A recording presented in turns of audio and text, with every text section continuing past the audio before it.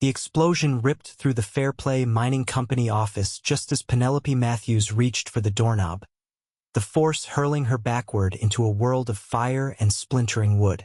She hit the ground hard, the breath knocked from her lungs, and before she could even process what had happened, a massive overhead beam crashed down across her legs, pinning her to the dirt floor of what remained of the building.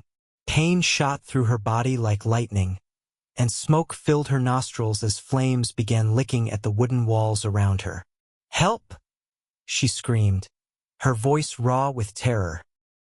Through the smoke and chaos, she heard shouting, the thunder of boots on hard ground, and then a figure appeared in the doorway, silhouetted against the afternoon sun. He was tall and broad-shouldered, moving with purpose through the smoke despite the danger. When he reached her, she could see his face clearly, strong-jawed and determined, with eyes the color of storm clouds that assessed her situation in an instant. "Hold on," he said, his voice steady and calm despite the inferno building around them. "I am going to get you out." He positioned himself at one end of the massive beam, planting his feet wide. Penelope watched in amazement as he gripped the charred wood, his muscles straining against his shirt. With a grunt of effort that seemed to come from somewhere deep in his core, he lifted the beam, his face reddening with exertion but never showing a hint of giving up. "You are free now," he said through gritted teeth, holding the beam aloft. "Can you move?" Penelope tried to scramble backward, but her legs refused to cooperate properly. Pain lanced through her right ankle, and she cried out despite herself. The cowboy saw her struggle, and with remarkable strength, he heaved the beam to the side where it crashed into the burning wall. Then he was at her side, scooping her up in his arms as if she weighed nothing at all. He carried her out of the building just as a section of the roof collapsed behind them, sending up a shower of sparks and ash. He did not stop until they were a safe distance away, where he gently set her down on a bench outside the general store. Other townspeople were rushing toward the fire with buckets, forming a chain to the nearby creek, but the cowboy stayed with her, kneeling down to examine her injuries. "Can you tell me where it hurts?" he asked, his hands hovering over her legs, careful not to touch without permission. "My right ankle," she gasped, still trying to catch her breath. "And my left leg, but not as bad." He nodded, his expression serious. "We need to get Doc Morrison to look at you. Can I carry you to his office?" "I think I need a moment," Penelope said, her heart still hammering in her chest. She looked up at her rescuer properly for the first time. He was perhaps 25 or 26 years old, with sun-darkened skin that spoke of long hours outdoors and dark hair that curled slightly at the collar of his worn shirt. There was something both rugged and gentle about him, a combination she found surprisingly appealing even in her current state of distress. "What is your name?" she asked. "Caleb Turner," he replied, pulling a canteen from his belt and offering it to her. "I work at the Triple Bar Ranch about 5 miles west of town. Came in to pick up supplies when I heard the explosion." Penelope took a grateful sip of water, her hands shaking slightly as she handed the canteen back. "I am Penelope Matthews. My father works, or worked, I suppose, in that building." The realization hit her suddenly, and fear clenched her heart. "My father! He was inside. I need to find him." She tried to stand, but Caleb placed a gentle but firm hand on her shoulder. "Stay here. Let me go look." "What does he look like?" "Tall, graying hair, wire-rimmed spectacles, wearing a brown vest," she said quickly, tears starting to stream down her sooty face. "Please, he is all I have." Caleb's expression softened with understanding, and he squeezed her shoulder briefly. "I will find him. Stay put." He jogged back toward the chaos, and Penelope watched anxiously as he spoke to several men near the burning building, gesturing and asking questions. The bucket brigade was making progress, the flames beginning to diminish under the onslaught of water. but the office was clearly a total loss. Minutes felt like hours as she waited, her imagination conjuring terrible scenarios. Then she saw Caleb returning, and her heart leaped when she spotted her father walking beside him, limping slightly but alive. Marcus Matthews looked shaken, his clothes torn and face blackened with soot. But when he saw Penelope, relief flooded his features. "Penny!" he called, using his nickname for her. He hurried the last few steps and pulled her into an embrace despite her sitting position. "Thank God you are alive. I was in the back room when the explosion happened. The door jammed, and I had to climb out a window. I have been frantically looking for you." "I am all right, Papa," she said, clinging to him. "This man saved me, Caleb Turner. He lifted the beam off my legs and carried me out." Marcus released his daughter and turned to Caleb, extending his hand. "Mr. Turner, I am in your debt. You saved my daughter's life.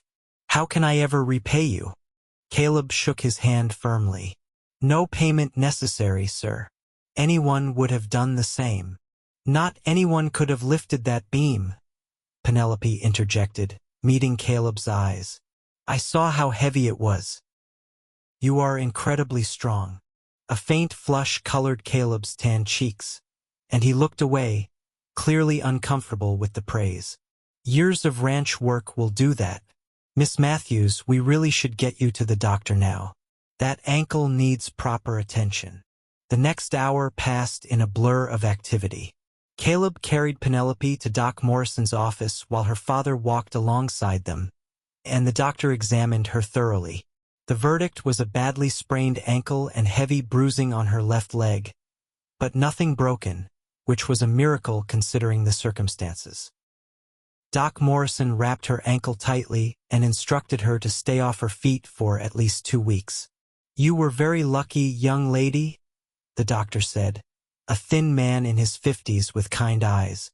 "Another few minutes in that fire and it would be a different story." As the doctor finished his work, Marcus stepped out to speak with the town marshal about the explosion, leaving Penelope and Caleb alone in the examination room. An awkward silence fell between them, though not an unpleasant one.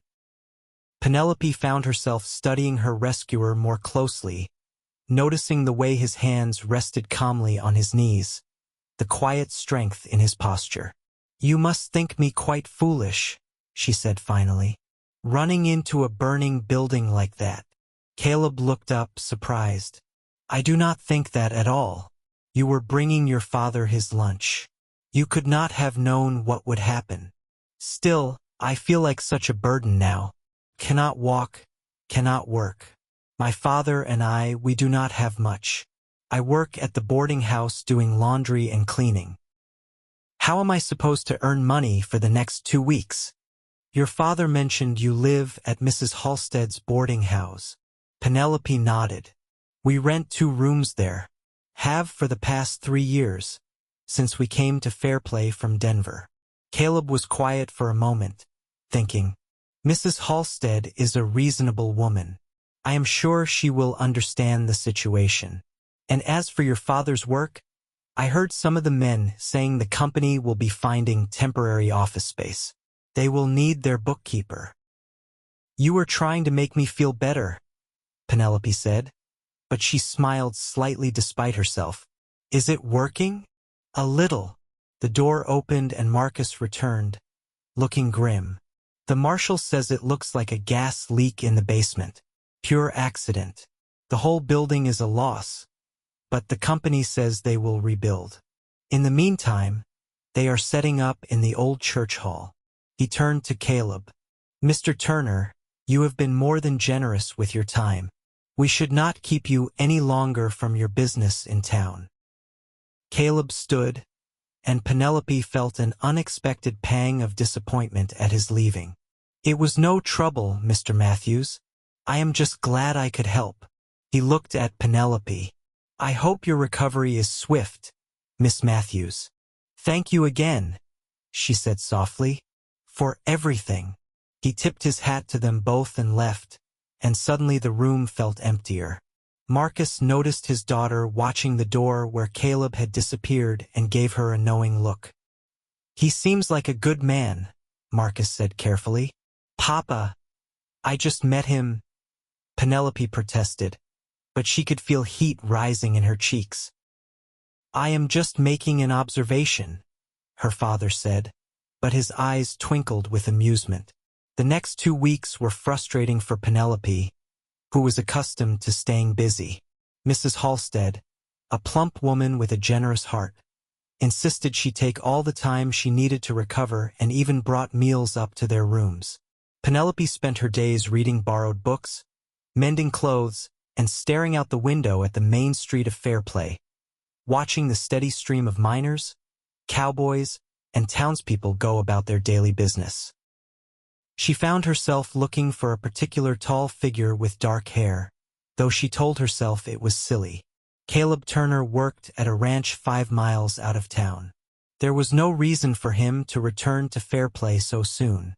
Yet she could not stop thinking about him, the calm way he had handled the crisis, the strength in his arms as he had carried her to safety, the kindness in his storm-gray eyes.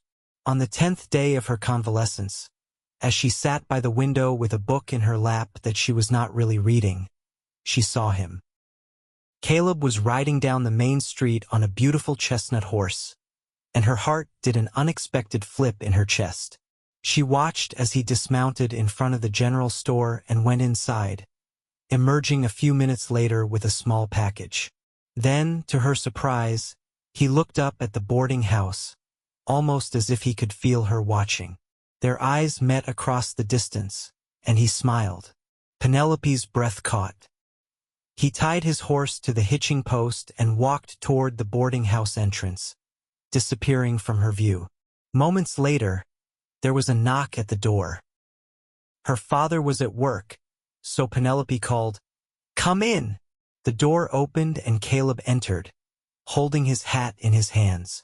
He looked somehow larger in the small room, his presence filling the space. "Miss Matthews," he said, "I hope I am not intruding. I was in town and thought I would check on how you are healing." "Mr. Turner, what a pleasant surprise," Penelope said, trying to keep her voice steady. "Please sit down. And I am healing well, thank you. I have been taking short walks around the room with a cane." He sat in the chair across from her, setting his hat on the small table between them. "I am glad to hear it. The whole town is still talking about the explosion. They have started clearing the debris to rebuild." "Yes, my father told me. He is grateful to still have his position." She paused, gathering courage. "I have been wanting to thank you properly. What you did that day, it was incredibly brave. You could have been killed." Caleb shook his head. "I did what anyone would do." "You keep saying that, but it is not true. Most people would have been too frightened to go into a burning building. You did not even hesitate." He was quiet for a moment, his gaze dropping to his hands. "My younger sister died in a house fire when I was 16, he said finally, his voice low. "I was not there to save her. I swore after that day I would never stand by and do nothing if I could help someone." Penelope's heart ached at the pain she heard beneath his words. "I am so sorry. That must have been terrible." "It was a long time ago," he said, but she could see it still affected him deeply. He cleared his throat and changed the subject. "I actually came to bring you something." He reached into his pocket and pulled out the small package she had seen him carrying. "I remember Doc Morrison saying you should not put weight on that ankle, and I thought these might help." He handed her the package, and she unwrapped it carefully. Inside was a pair of soft leather slippers, beautifully made and lined with sheepskin. "Oh," she breathed, "these are lovely, but you should not have spent your money on me." "They are from the ranch," he said quickly. "One of the hands makes them to sell in town. He gave me a good price.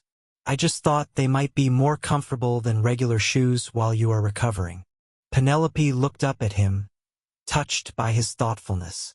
"Thank you. That is very kind. They talked for over an hour, the conversation flowing easily. Caleb told her about life on the Triple Bar Ranch, where he had worked for 4 years, starting as a regular ranch hand and working his way up to foreman. He spoke of long days herding cattle, nights under the stars, the satisfaction of hard physical work. Penelope shared stories of growing up in Denver, her mother's death from pneumonia 5 years earlier, the move to Fairplay when her father found work here. "Do you miss Denver?" Caleb asked. "Sometimes," Penelope admitted. "It is bigger, more exciting, but Fairplay has its own charm. The mountains are beautiful and the people are friendly. It feels more like home than Denver ever did." "I know what you mean," Caleb said. "I grew up in Kansas, flat as a pancake. When I first saw these mountains, I knew I had found where I was meant to be." Eventually, Caleb stood to leave, saying he needed to get back to the ranch before dark. "May I visit again?" he asked, his expression hopeful but uncertain. "If that would be appropriate, I do not want to presume." "I would like that very much," Penelope said, smiling. "My father is usually home in the evenings, if that makes it more proper. I will come by this Saturday, if that suits you." "Saturday would be perfect." After he left, Penelope sat by the window for a long time, watching the sunset paint the mountains in shades of gold and pink, feeling something she had not felt in a very long time. The flutter of new possibilities, the warmth of hope. Caleb did visit that Saturday, and the Saturday after, and soon it became a regular occurrence.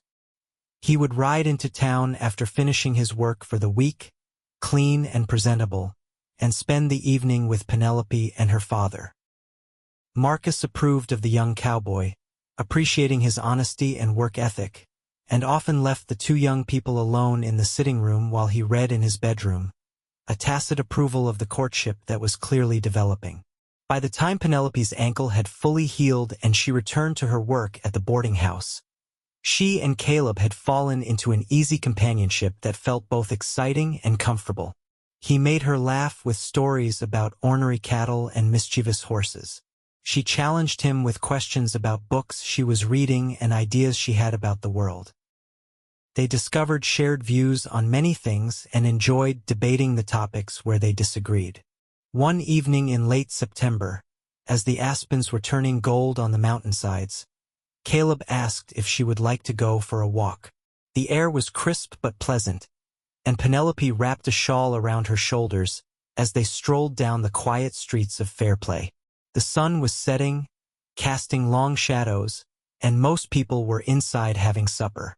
"I have been thinking," Caleb said as they walked. "Winter is coming, and the ranch work will slow down some. Mr. Thornton, the ranch owner, mentioned he might need someone to help with the books and correspondence. I thought perhaps you might be interested." Penelope looked at him in surprise. "Really? But I have never done that kind of work. Your father is a bookkeeper. I am sure you have picked up some knowledge. And Mr. Thornton is a patient man. He would teach you what you need to know." He paused. "I thought it might be good for you to have something different from laundry and cleaning. You are very intelligent, Penelope. That work does not challenge you." She was touched that he had noticed, that he thought of her that way. "I would need to speak with my father, but yes, I am interested. Thank you for thinking of me." They had reached the edge of town, where the buildings gave way to open land and the view of the mountains was unobstructed. Caleb stopped walking and turned to face her, his expression serious in the fading light.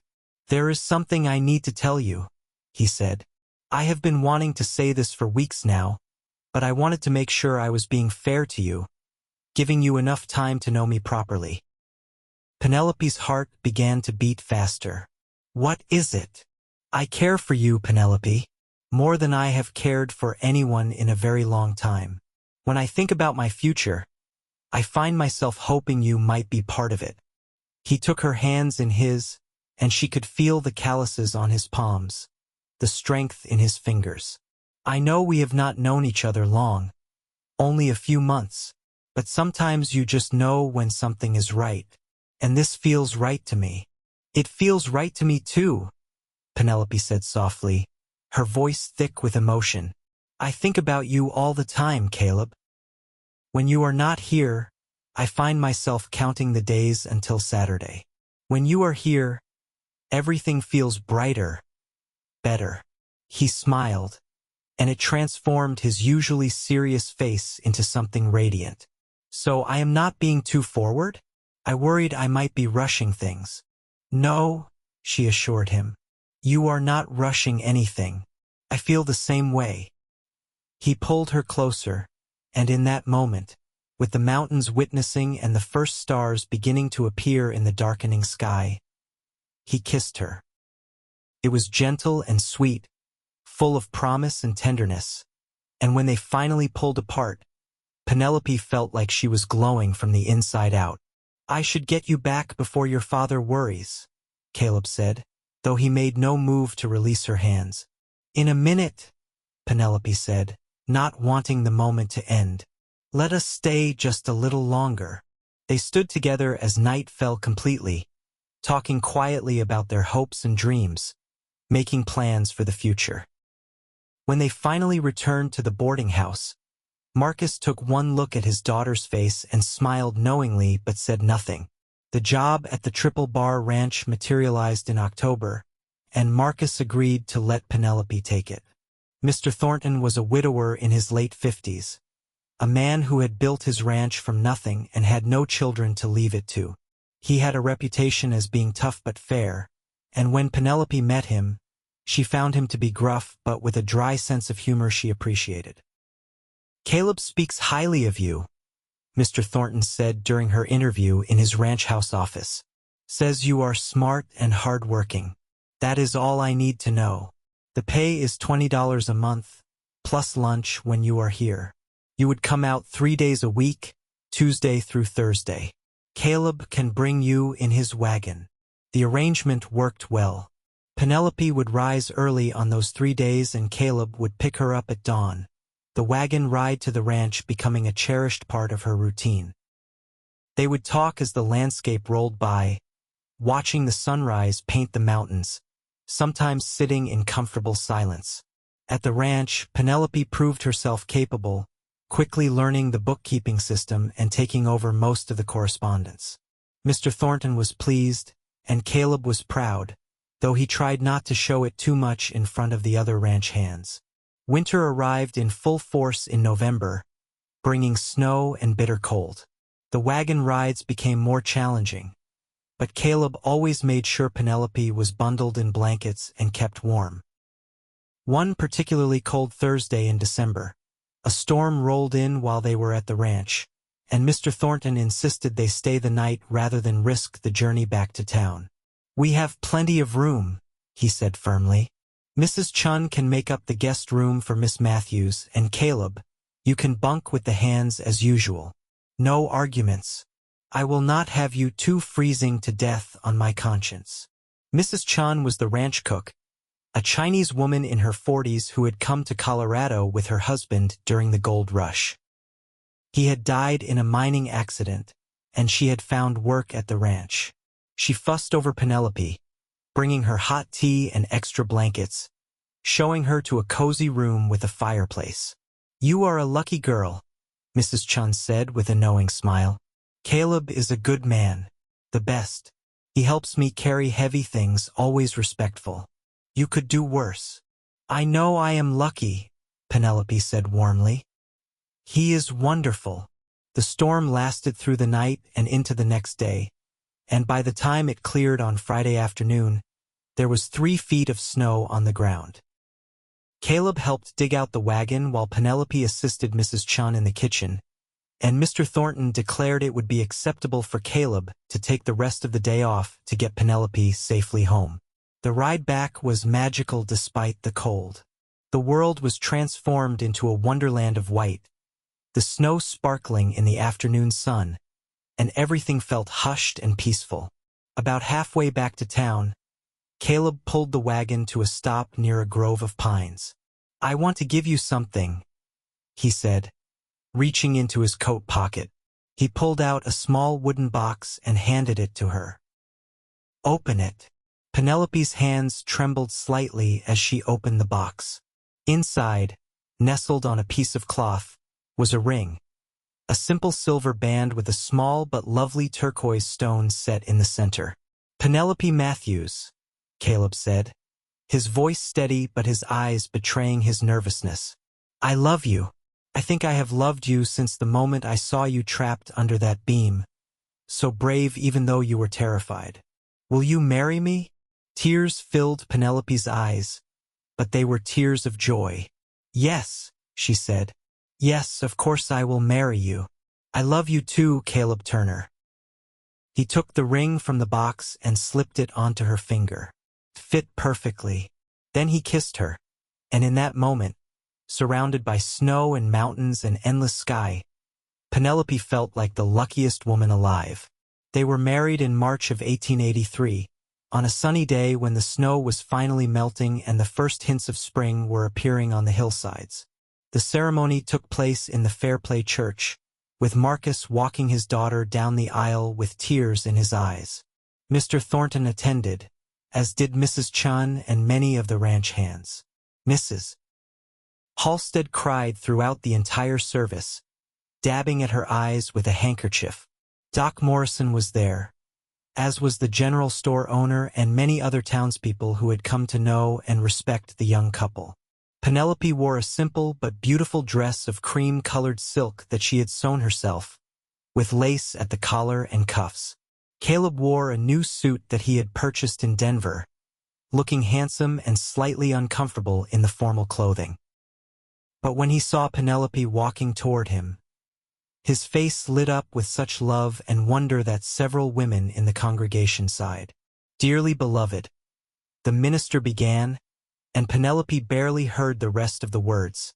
So focused was she on Caleb's face, on the feeling of his hand holding hers, on the knowledge that this was the beginning of their life together. When it came time for the vows, Caleb's voice was strong and clear. "I, Caleb Turner, take you, Penelope Matthews, to be my lawfully wedded wife. I promise to love you, honor you, protect you, and stand by your side through whatever may come. From this day forward, you are my partner, my best friend, my heart." Penelope's voice shook slightly with emotion as she repeated her vows, but the words came from the depths of her soul. "I, Penelope Matthews, take you, Caleb Turner, to be my lawfully wedded husband. I promise to love you, honor you, support you, and stand by your side through whatever may come. From this day forward, you are my partner, my best friend, my heart." "I now pronounce you husband and wife," the minister said with a smile. "You may kiss your bride." Caleb did not need to be told twice. He pulled Penelope into his arms and kissed her soundly, and the church erupted in applause and cheers. The reception was held at the boarding house, where Mrs. Halstead had outdone herself preparing food. There was roasted beef and chicken, fresh bread, vegetables, pies and cakes. Someone brought out a fiddle and another man had a harmonica, and soon there was music and dancing. Marcus gave a toast that had everyone laughing and crying at the same time, speaking of how proud he was of his daughter and how grateful he was that she had found such a good man. Mr. Thornton surprised everyone by standing up and announcing that he was giving the newlyweds a wedding present. A piece of land adjacent to the Triple Bar Ranch, 50 acres where they could build a home and start their own small ranch if they wished. "Caleb has been like a son to me these past years," Mr. Thornton said gruffly, "and Penelope has brought new life to that dusty office of mine. You two have earned this. Build something good together." Caleb was speechless, and Penelope threw her arms around the older man, hugging him tightly despite his protests. It was more than they had ever dreamed of, a chance to build not just a life but a legacy. They spent their wedding night in the nicest room at the hotel in Fairplay, and the next morning they rode out to see their land. It was beautiful, a stretch of gently rolling meadow with a creek running through it and mountains as the backdrop. There was a small stand of pines on one corner that would provide lumber, and the soil looked good for growing hay. "We can build the house right there," Caleb said, pointing to a spot with a good view and protection from the north wind. "Start with something small, add on as we need to." "It is perfect," Penelope said, leaning against him. "We can have a garden, maybe some chickens. I have always wanted chickens." He laughed. "Chickens it is, then, and cattle once we can afford to buy some. We will build something good here, Penelope. I promise you that." They continued working at the Triple Bar Ranch while they built their home. Caleb would spend every spare moment on their land, and on Penelope's days off, she would join him. Marcus came out on Sundays to help, wielding a hammer despite his bookkeeper's hands. The ranch hands from the Triple Bar pitched in when they could, and slowly, over the course of that spring and summer, a house took shape. It was small, just 3 rooms to start, a bedroom, a main room that served as kitchen and living space, and a small room they decided would be for storage but that Penelope secretly hoped might one day be a nursery. The walls were solid pine, the roof was tight, and Caleb built furniture with his own hands, a table and chairs, a bed frame, shelves and cabinets. They moved in on a warm day in August, carrying their few possessions from the boarding house to their new home. That night, they lay in their bed listening to the sounds of the prairie, the crickets and night birds, the distant howl of a coyote, and felt profound contentment. "I never thought I could be this happy," Penelope whispered in the darkness. "Thank you for giving me this life." Caleb pulled her closer. "You gave me this life too. Before you, I was just going through the motions, working hard but not really living. You changed everything." "We saved each other," she said. "Yes," he agreed. "I suppose we did." Life on their small ranch was hard work but deeply satisfying. Caleb continued as foreman at the Triple Bar, and Mr. Thornton gave him increasing responsibility and autonomy. Penelope kept doing the bookkeeping but cut back to just 2 days a week so she could focus on their own place. They bought 6 head of cattle that first year, the beginning of what they hoped would become a thriving herd. Penelope planted a large garden and got her chickens, who provided eggs and entertainment with their antics. In the evenings, they would sit on the porch they had built, watching the sun set behind the mountains, talking about their day, making plans for the future. Caleb taught Penelope to ride horses properly, and she proved to be a natural, fearless, and graceful in the saddle. She taught him to appreciate poetry and literature, reading aloud to him by lamplight. That first winter in their own home was magical despite the cold and the hard work. They would wake before dawn to tend the animals, breaking ice on the water troughs, making sure everything was secure against the brutal mountain winds. But at night, they had their own place to retreat to, their own fire to sit by, their own bed to share. They learned each other's rhythms and habits, the little things that make a marriage work. Caleb learned that Penelope was grumpy in the mornings until she had her coffee. Penelope learned that Caleb liked to think in silence and not to take it personally when he was quiet. Spring brought new lambs and calves, and with them came the realization that Penelope was expecting a baby. She had suspected for a few weeks but waited until she was certain before telling Caleb. She chose a Sunday evening, after a particularly nice dinner, when they were sitting on the porch watching the stars emerge. "I have something to tell you," she said, taking his hand. "We are going to have a baby. Sometime in early October, Doc Morrison thinks." For a moment, Caleb just stared at her, his expression unreadable. Then a huge smile broke across his face, and he let out a whoop of joy that probably carried all the way to the Triple Bar Ranch. He picked her up and spun her around, then immediately set her down carefully, worried he might hurt her. "A baby," he said wonderingly. "We are going to be parents. Penelope, this is incredible. Are you all right? What do you need? Should you be resting more?" She laughed at his sudden concern. "I am perfectly fine. Women have been having babies since the beginning of time. I am strong and healthy. Doc Morrison says everything looks good. Still, you should not be overdoing it. No more heavy lifting. I will hire someone to help with the chores. Caleb, I am not made of glass. I can still work. They negotiated a compromise.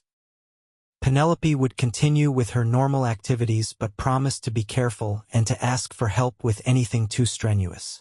Caleb threw himself into preparing for the baby with the same determination he brought to everything, building a beautiful cradle from oak wood and asking Mrs. Chun for advice on what a baby would need. The pregnancy progressed smoothly through the summer. Penelope felt good, energetic even, though the heat bothered her more than usual. She spent her days preparing their home for the baby, sewing tiny clothes, organizing the small nursery room they had created. Friends and neighbors were generous with gifts and advice. Mrs. Halstead knitted dozens of tiny booties and caps. Marcus was overjoyed at the prospect of becoming a grandfather and visited even more frequently than before. In early October, on a crisp autumn morning when the aspens were brilliant gold, Penelope went into labor. Caleb, who had faced down charging bulls and dangerous storms without flinching, was terrified. He rode like the wind to fetch Doc Morrison, then paced outside the bedroom door while the doctor and Mrs. Chun attended to his wife. The labor was long, lasting from morning until well after dark, and Caleb aged years in those hours. He could hear Penelope crying out and wanted desperately to be with her, but Mrs. Chun firmly told him he would just be in the way. Marcus arrived and sat with Caleb, the two men waiting together in tense silence. Finally, as the moon was rising, they heard a new sound, the wail of a newborn baby. Doc Morrison emerged a few minutes later, smiling tiredly. "You have a son," he announced. "A big, healthy boy. And Penelope did wonderfully. She is tired but fine. You can go in now." Caleb rushed into the bedroom. Penelope was propped up against pillows, her hair damp with sweat, but her face glowing with joy. In her arms was a tiny bundle wrapped in a soft blanket. Caleb approached slowly, almost reverently. "Come meet your son," Penelope said softly. He sat carefully on the edge of the bed and looked down at the baby. The infant had a shock of dark hair and a scrunched little face, and when he opened his eyes briefly, they were dark blue. Caleb felt his heart expand in his chest, filled with a love so fierce and immediate it took his breath away. "He is perfect," Caleb whispered. "You are amazing. I cannot believe you did this." "We did this," Penelope corrected. "He is ours, Caleb. Our son." They named him James Marcus Turner, after Caleb's father who had died when Caleb was young, and for Penelope's father who was so clearly delighted with his grandson. Baby James was a good baby, healthy and strong, with lungs that could wake the entire ranch when he was hungry. Caleb was a natural father, patient and gentle despite his size and strength. He would walk the floor with James for hours when the baby was fussy, singing old songs in his deep voice. Those first months of parenthood were exhausting but filled with joy. They learned together how to care for this tiny person who depended on them completely. Penelope marveled at how her heart seemed to grow to encompass this new love without diminishing what she felt for Caleb. If anything, watching him with their son made her love him even more. As James grew from infant to baby to toddler, their ranch prospered. The cattle herd increased. They bought more chickens and added pigs. Caleb and Mr. Thornton worked out an arrangement where they could graze their cattle with the triple bar herd, which gave them access to better pasture. Penelope's garden expanded every year, and she began selling vegetables and preserves in town, earning extra money. When James was 2, Penelope became pregnant again. This time she was less anxious about the whole process, though Caleb was just as worried as the first time. Their second child, a daughter they named Caroline Ruth, was born in the spring of 1887.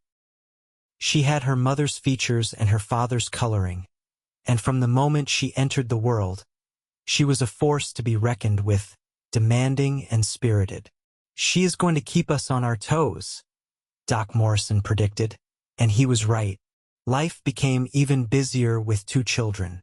James was fascinated by his baby sister, wanting to help with everything, though his help was not always actually helpful. Caleb built additions onto the house, adding 2 more bedrooms and expanding the main room. They bought more land, another 100 acres adjacent to their original plot, paid for with years of saving and careful management.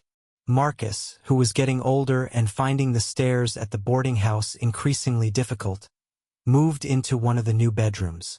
He helped watch the children while Penelope worked, and in the evenings he would tell them stories about their mother's childhood or about the early days of Colorado. The children adored him, and having him there eased the burden on Penelope and Caleb considerably.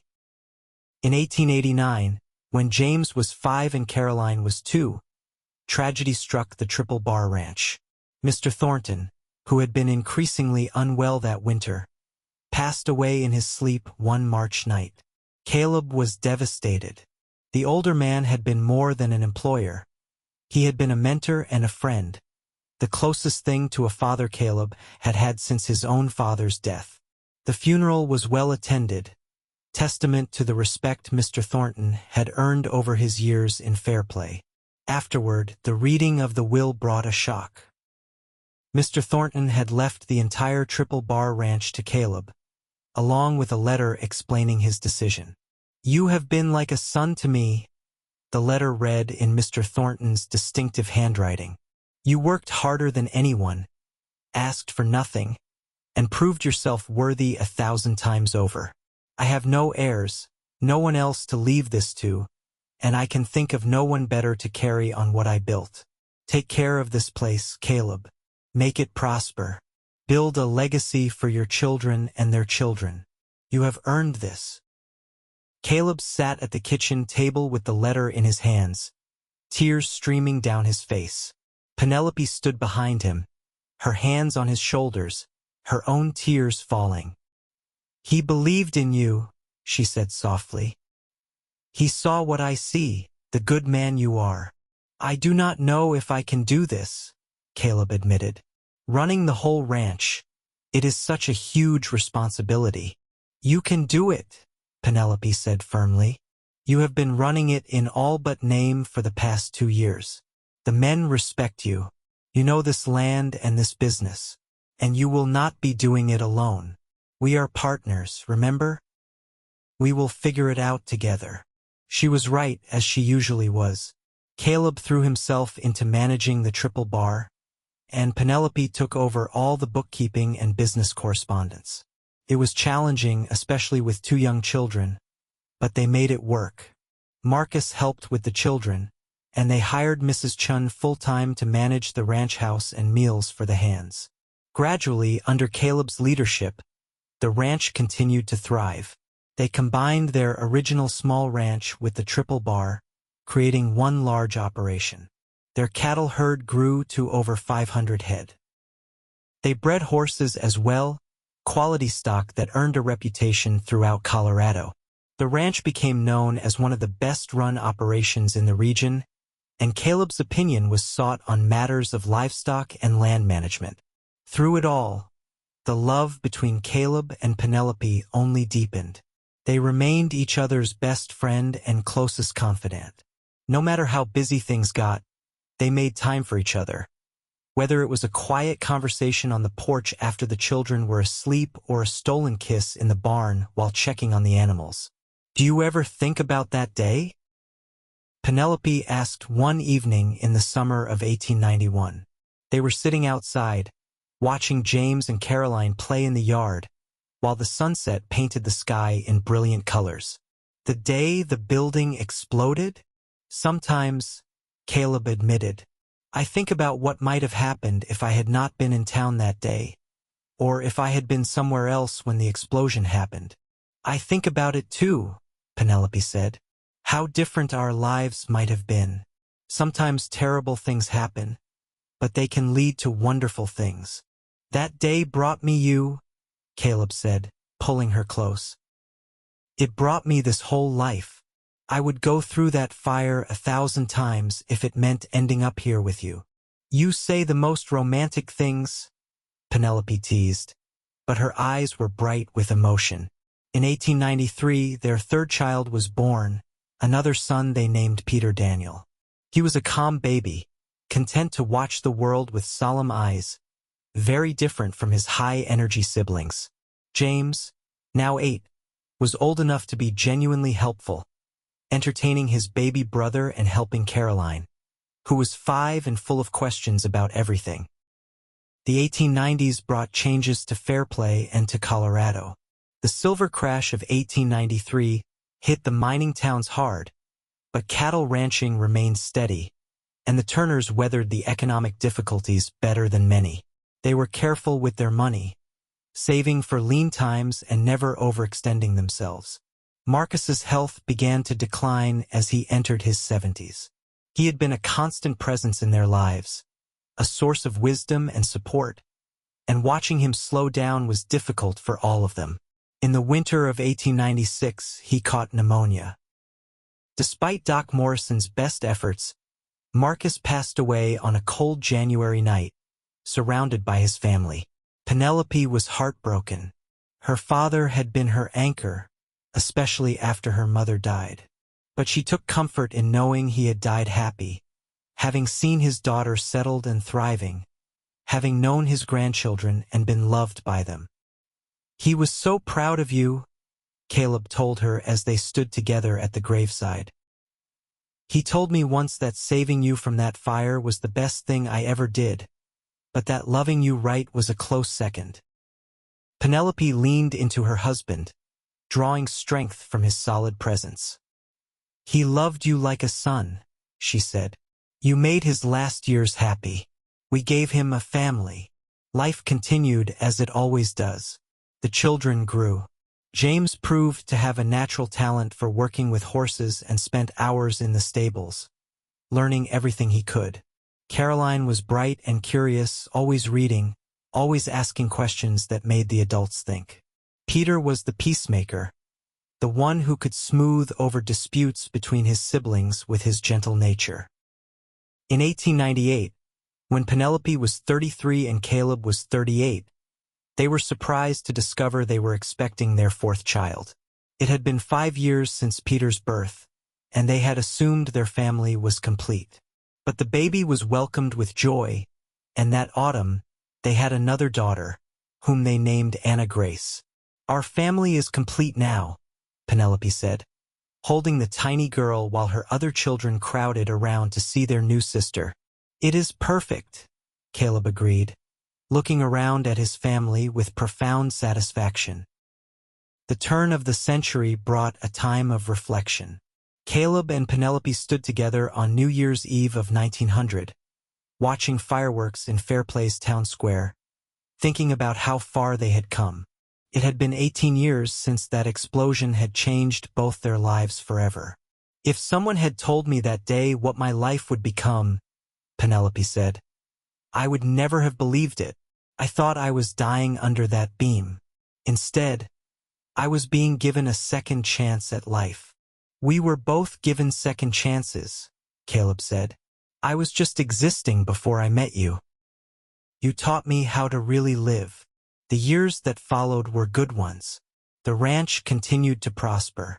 The children grew into fine young people. James, tall and strong like his father, took on more responsibility at the ranch. Caroline won a scholarship to attend college in Denver, one of the first women in Fairplay to do so. Peter showed an aptitude for numbers and began helping his mother with the ranch accounts. Anna, the baby, was adored by everyone and showed signs of inheriting both her mother's intelligence and her father's determination. In 1905, James married a girl from a neighboring ranch, a sweet young woman named Elizabeth. They built a house on Turner land and began their own family. Becoming grandparents was a joy that Caleb and Penelope had not fully anticipated. Holding their first grandchild, a boy named Caleb Jr., Penelope looked at her husband with tears in her eyes. "Look what we built," she said. "Not just the ranch, but this whole family. All of this started because you were brave enough to run into a burning building." "I was just doing what had to be done," Caleb said, but he was smiling. "You always say that," Penelope laughed. "After all these years, you still do not take credit for being a hero." "I am no hero," Caleb protested. "I am just a man who was lucky enough to find the love of his life in the midst of disaster." Caroline graduated from college and returned to Fairplay, where she started a school for the children of ranch families.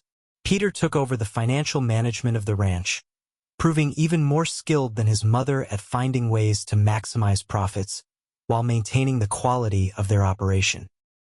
Anna showed an interest in medicine and began studying with Doc Morrison, who was now quite elderly but still practicing. The years passed, as years do, bringing joys and sorrows. Caleb's dark hair turned silver. Penelope's face gained lines around her eyes from decades of smiling and squinting in the Colorado sun. They weathered droughts and harsh winters, good years and difficult ones. Through it all, they faced everything together, their partnership as strong as ever. In 1915, on their 32nd wedding anniversary, Caleb planned a surprise for Penelope. He had kept it secret for months, working with the children to arrange everything. That afternoon, he told her they were going for a ride, and he led her to a spot they had not visited in years, the place where their original small cabin had stood, the first home they had built together. The cabin was gone now, but in its place stood something new. A beautiful gazebo made of the same pine lumber Caleb had used for that first cabin, carefully preserved all these years. Inside the gazebo was a bench, and carved into the wood above it were words. She was pinned under a beam. He lifted it and set her free, and in doing so, they freed each other to live and love fully. Penelope stood reading the inscription, tears streaming down her face. Around the gazebo, their entire family had gathered, children and grandchildren, friends and neighbors. There was a table laden with food, musicians ready to play, flowers everywhere. "You gave me a life beyond my wildest dreams," Caleb said, taking her hands. "Every day with you has been a gift. I wanted to mark this place where we started, so that our children and grandchildren will always know where it all began." "I love you," Penelope said, her voice choked with emotion. "I have loved you for 32 years, and I will love you for whatever time we have left. You are my heart, Caleb Turner. And you are mine, Penelope Turner." They kissed, and their family cheered, and the celebration lasted well into the evening. There was dancing and laughter, stories told and memories shared. As the sun set and lanterns were lit, Caleb and Penelope sat together on the bench in their gazebo, watching their family, their legacy, all around them. "We did good," Penelope said softly. "We did very good," Caleb agreed. The years continued to pass, bringing changes to the world around them. The automobile became common, though Caleb never fully trusted the things and preferred his horses. The Great War touched their lives when Caroline's husband enlisted, bringing anxious months until he returned home safely. The ranch adapted to new technologies and methods while maintaining the principles that had always guided it. Hard work, fair dealing, respect for the land and animals.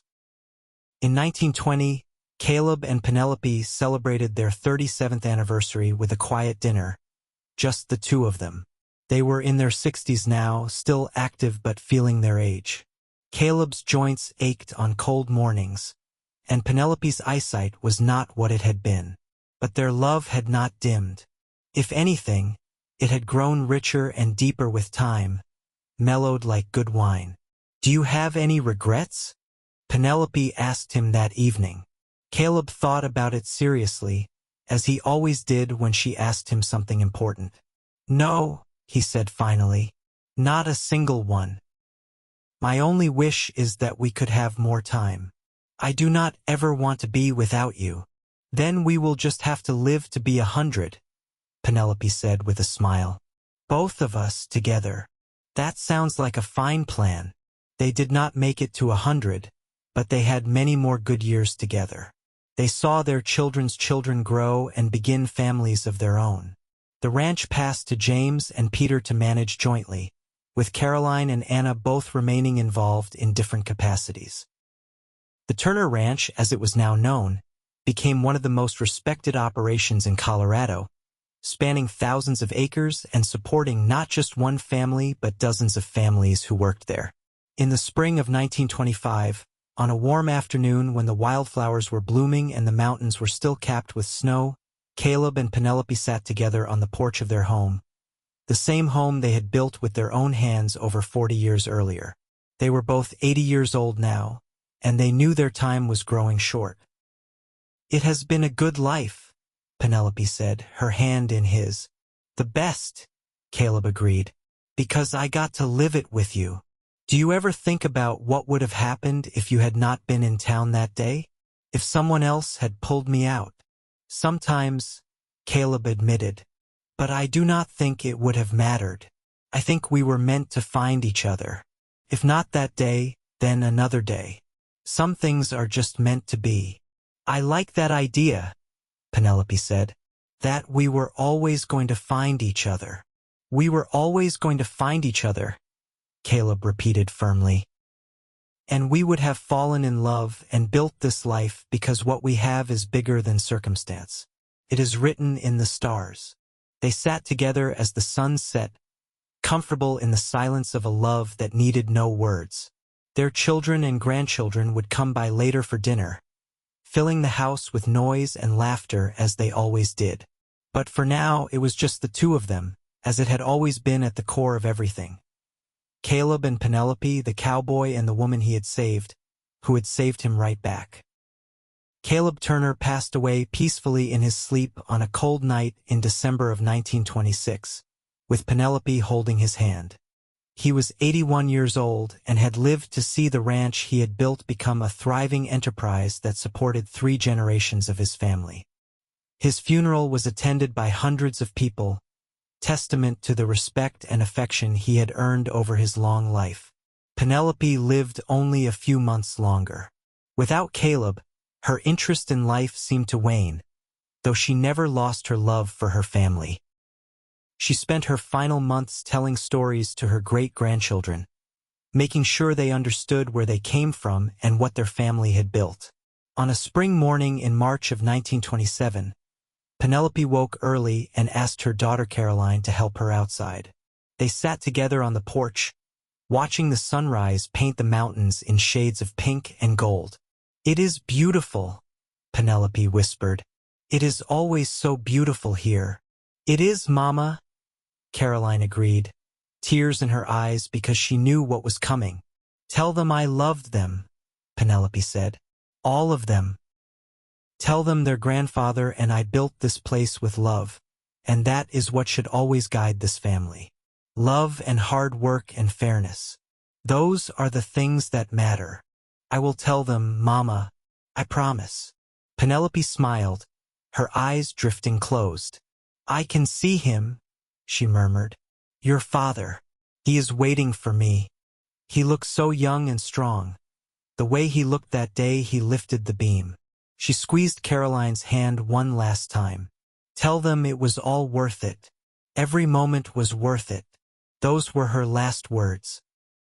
She passed peacefully, with a smile on her face, and they buried her next to Caleb in the little cemetery on the hill overlooking the ranch, where they could rest together forever with a view of the mountains they had both loved so much. The Turner Ranch continued to prosper for generations. James's sons and daughters, Caroline's children, Peter's and Anna's descendants, all worked together to maintain what Caleb and Penelope had built. The story of how it all began, the explosion and the beam and the cowboy who had been brave enough to run into a burning building, became family legend, told and retold to each new generation. The gazebo Caleb had built for their anniversary became a special place for the family. Couples would get engaged there. Children would play there. Family gatherings often centered around it. And carved into the wood, preserved carefully over the decades, the words remained. She was pinned under a beam. He lifted it and set her free. And in doing so, they freed each other to live and love fully. It was a story of courage and love, of second chances and partnership, of building something lasting from a moment of crisis. It was the story of Caleb and Penelope Turner, a cowboy and the woman he saved, whose love had created a legacy that would endure for generations. It was a story that proved that sometimes, in the midst of disaster and danger, we find exactly what we were meant to find: our purpose, our home, and the love that will define our entire life. The ranch still stands today, a testament to what two people can build when they face life together, when they commit fully to each other and to the dreams they share. And though Caleb and Penelope have been gone for many years now, their love story lives on, inspiring each new generation to believe in the power of courage, commitment, and enduring love. They had taken a moment of terror and transformed it into a lifetime of joy. They had built not just a ranch but a family, a legacy, a testament to the fact that love, true love, can overcome anything and create miracles that last forever.